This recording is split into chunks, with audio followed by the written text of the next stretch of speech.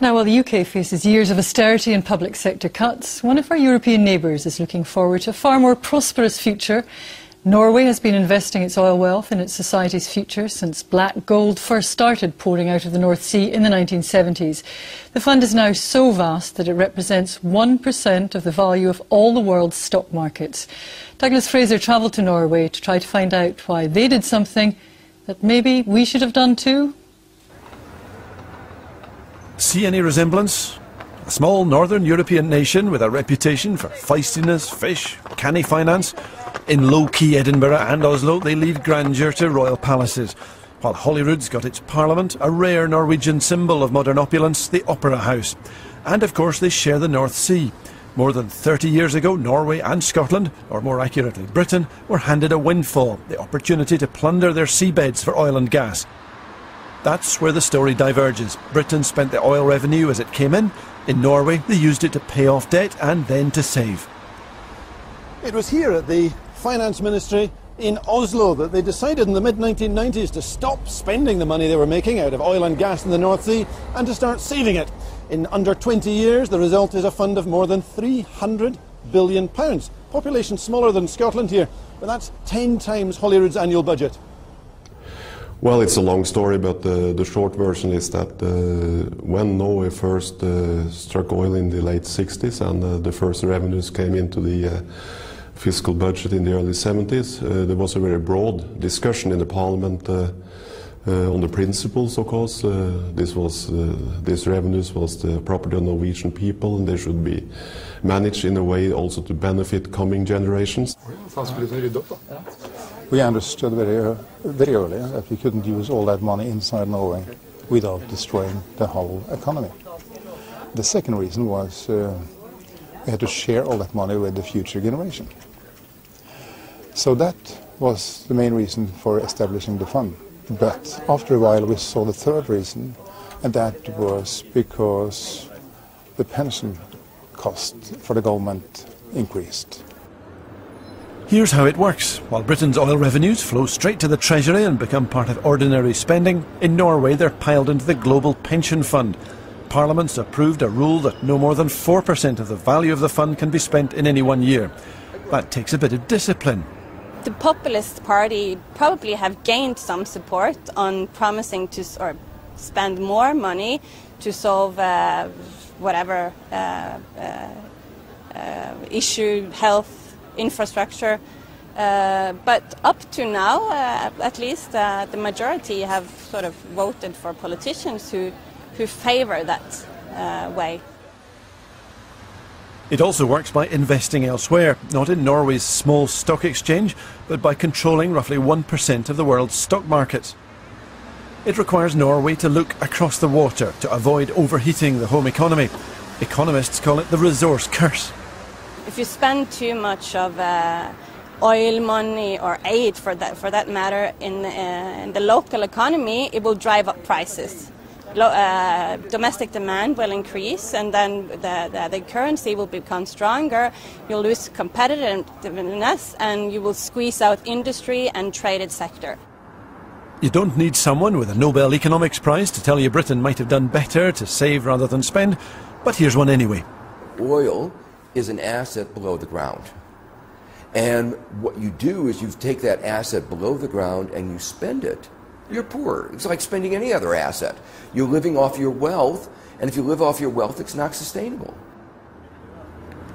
Across the North Sea in Scotland, this is seen as a nationalist message. If only Scotland had the opportunity to put its oil wealth aside, it could have the huge funds that Norway now has. But it's more than a nationalist message. There's a question of why the British state chose in the 70s and each year since then to spend the money rather than use it to underpin the welfare state. The failure to take that route brought us directly to today's debt, the fiscal crunch and radical reform that Britain's now going through.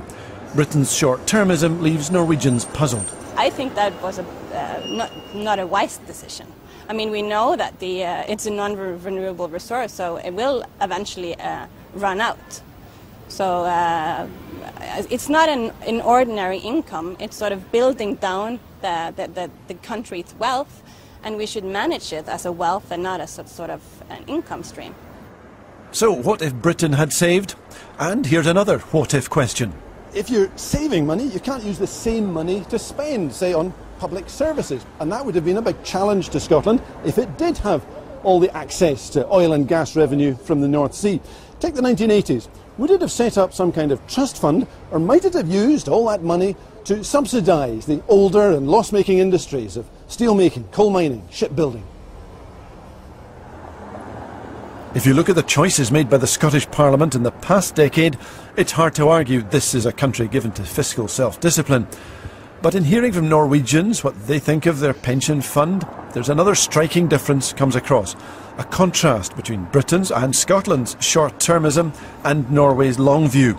This fund is a giant leap of faith in the next generation. It's a trust fund for the future.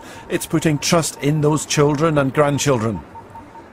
If you look at the political history of Norway, there has always been I would say, a very strong attitude that the generations should work for each other's in a long-term perspective. I think this is also part of the political culture in Norway, that it's very important to create values in order to spend money. It's very important that you not look at 1 year but many years. I've spent a lot of time the last year arguing for what I call a generational contract, that it's important now that my generation, which has the privilege of both managing this money and also the privilege of getting it, should bear in mind that the next generations would face huge challenges in how to finance the welfare state, and the oil, petrol, the pension fund is one of the vital tools in handling that challenge. One country with a giant future fund, the other with a giant debt. This is about choices, about the constitution, mainly about our responsibility to the future. In Norway, they have a tradition of young people leaving to study, to see more of the world, in the expectation they'll come back. And with this legacy, you can see why they might want to. Douglas Fraser there. Well, I'm joined now by Robert Wright, who's the Professor of Economics at Strathclyde University and who specialises in demographics. Thanks for coming in, Professor. The Norwegian economists and commentators in the package were astonished that when all this money was flowing into the Treasury, that successive Westminster governments spent it rather than saved it. What was going on in Norway that wasn't going on in the UK at that time? I think the key thing to remember is the Norwegian population is very small. It's less than 5 million. It's actually 300,000 less than the Scottish population, where the population of the United Kingdom is 62 million. Yet we had similar revenues coming in, but more demand on expenditure in the United Kingdom than in Norway. I mean, it was almost impossible for Norway to spend the amount of money that was coming in, and that proved to be relatively easy in the United Kingdom, for example, paying for the high levels of unemployment in the Thatcher era, investing in the infrastructure of the country, and also rolling out the welfare state. I mean, so we spent this rather than saved it. The Norwegians had the opportunity to save it mainly because of the scale. But was there not some leeway to at least save some? Well, I mean, I'm sure that you can say they could have saved some, but how much? I mean, the thing is, I mean, we don't want to exaggerate how much money we're talking about here when we divide it through by, say, the population of the United Kingdom. I mean, per head, it's a relatively small amount compared to the per head amount in Norway. And although it has to be said, this fund has built up to this massive amount of money. It's massive, but also a country like Norway knows that this oil will run out eventually, and they are equally worried about their future. Now, their economy, because of this oil, in my view, has not diversified enough. Effectively, what they have is the oil sector, petroleum sector, fishing, bit of aluminum smelting, and that's it. The industrial sector is very small, manufacturing is very small, it's very uncompetitive. Okay, it's very protected by the government.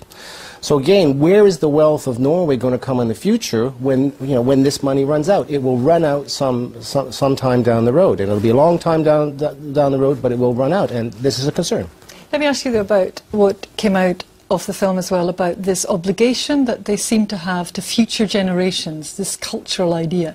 That's not in our culture, it would seem, with our politicians. No, not at the moment. I mean, essentially what we have been doing in almost all high-income countries is that we've been mortgaging the future.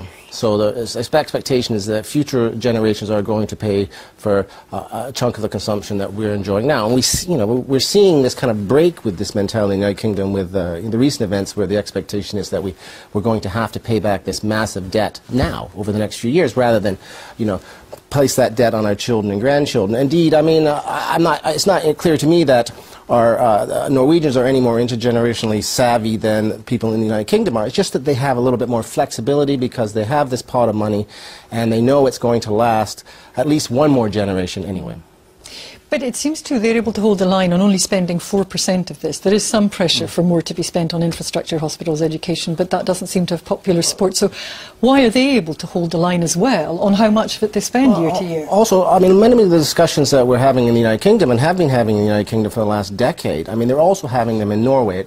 I mean, it has a very large debt, if you like, public service debt, about 60% of GDP. So, I mean, it's not like a country that's, the government has not had to borrow a lot of money to finance the welfare state. It has extremely high levels of taxation and has a wide range of universal welfare benefits. And there's a discussion, similar to what we have here, whether or not they can afford to pay this out into the future indefinitely, even with this big pot of money that they've accumulated because of this freebie of oil in the North Sea. But it must be that they have a cushion that we do not have. Well, I mean, the thing is that they certainly have a cushion. It's just a matter of how long that cushion will last. Our cushion is definitely going to be much shorter than theirs, but in the end there will be no oil left in the North Sea either for United Kingdom or Norway, and we'll have to see what the situation is then.